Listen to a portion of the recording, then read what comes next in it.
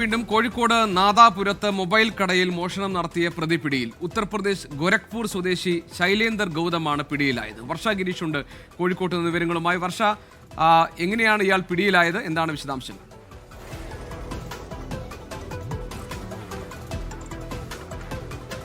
ഗോപികൃഷ്ണൻ, കഴിഞ്ഞ ദിവസമാണ് നാദാപുരത്തുള്ള മൊബൈൽ ഷോപ്പിൽ മോഷണം നടക്കുന്നത്. ഈ കടയിലെ CCTV ദൃശ്യങ്ങളിൽ മോഷ്ടാവിന്റെ ദൃശ്യങ്ങൾ വ്യക്തമായി പതിഞ്ഞിരുന്നു. ഇതാണ് പോലീസിന് സഹായമായത്.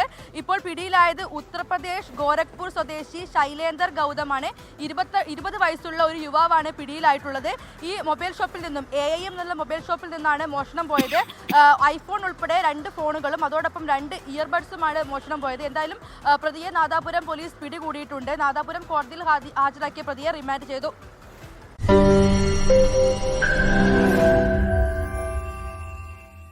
ലോകത്തെവിടെയായാലും ഏത് സമയത്തും 24 വാർത്തകളും ഓഗ്മെന്റഡ് റിയാലിറ്റി പാക്കേജുകളും എക്സ്പ്ലെയിനറുകളും വിശദമായി കാണാൻ ഞങ്ങളുടെ YouTube ചാനൽ നിങ്ങൾക്ക് സബ്സ്ക്രൈബ് ചെയ്യാം.